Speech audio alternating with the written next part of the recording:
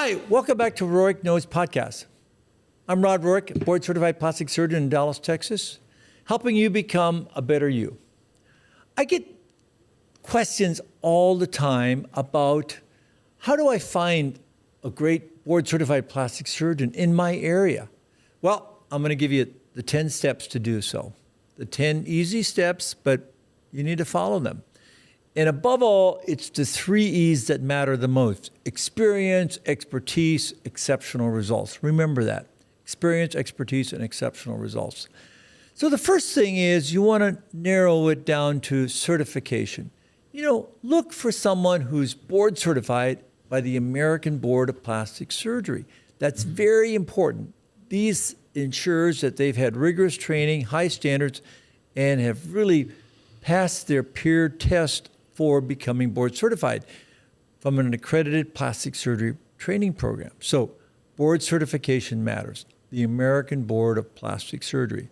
Okay, that's very, very important. Number 2 is experience counts. Find an experienced surgeon in your desired procedure. In other words, if you want to find a rhinoplasty surgeon, find someone that does a significant amount of rhinoplasty and has done it for a while. 5, 10, 15, 20 years. That's really good. It does it a lot. And success in similar surgery matters. How do you find that? You look online, you see how long they've been doing it. Do they teach others? That goes to number 3. But look at their results. And experience does matter, especially if you repetitively do things and you show excellent results. Experience is key. So not just how many people they have on their Instagram, but their experience. How many years have they been doing this? And number 3 is specialization, expertise. Are they truly an expert in this area? In rhinoplasty, in facelift surgery, in breast surgery. How do you know that? Well, do they teach it? Do they write about it? And do they teach others? If they do those 3 things, they're going to be an expert, because if they're respected by their peers, that means that they're an expert. And if they write about it in peer-reviewed journals, that's also an added benefit. So look for that. Know before you go. That's the expertise. So, and then of course, number 4 is avoid the weekend warriors. And what do I mean by that? People that go out and do a weekend course to do something. So opt for seeing someone with experience and expertise and that can show exceptional results. And number 5 really puts that together. Do your research, online referrals.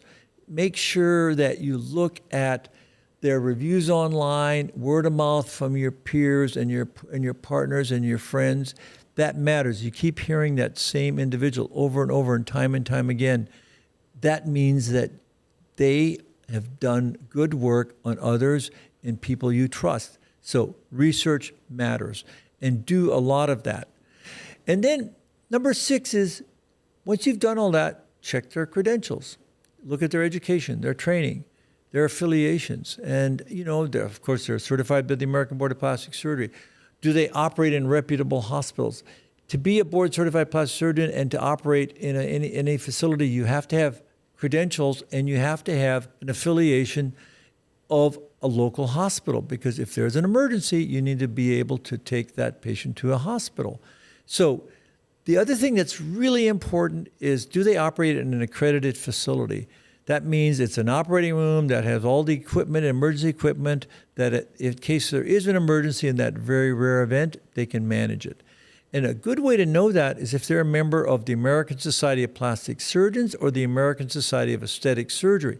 That means automatically that they operate in an accredited facility, because you can't be a member of that without being a member of an accredited operating room facility, and of course certified by the American Board of Plastic Surgery.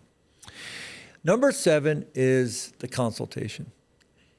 I would say get 1 or 2 consults, do a face-to-face consultation. I mean, in this day, you can do an initial virtual consultation. I do a lot of them almost daily, but it's important to see a face-to-face, and whether it's virtual or in person. In person is actually more important if possible.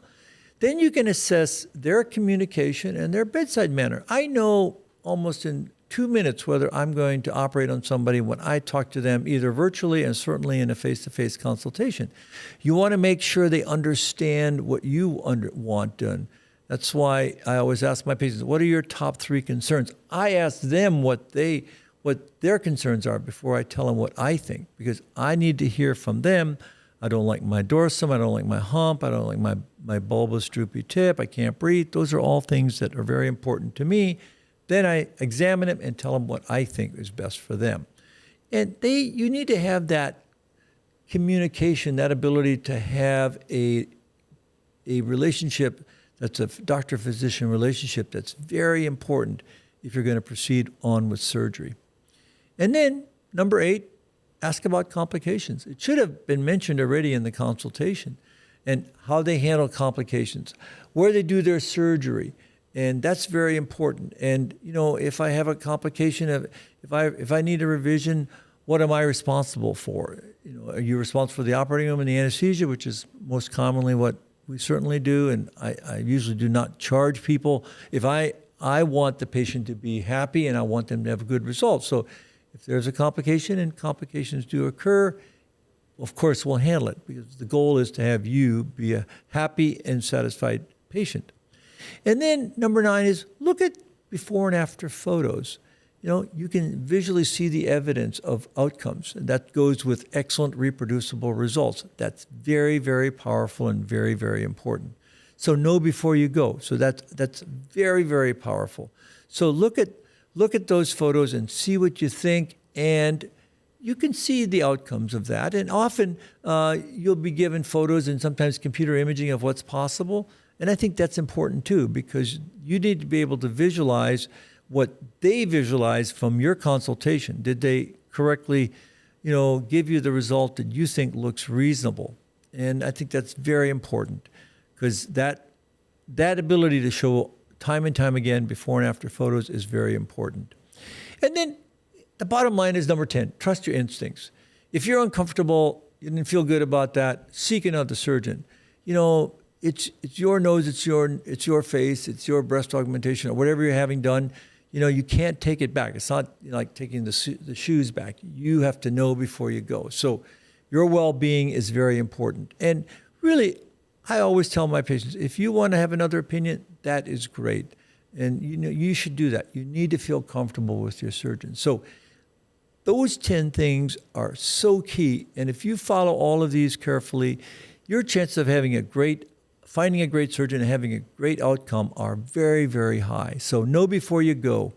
Give me your thoughts, give me your comments, see what else you think is important, and I'm happy to talk to you about it, or DM me on any of my social media networks.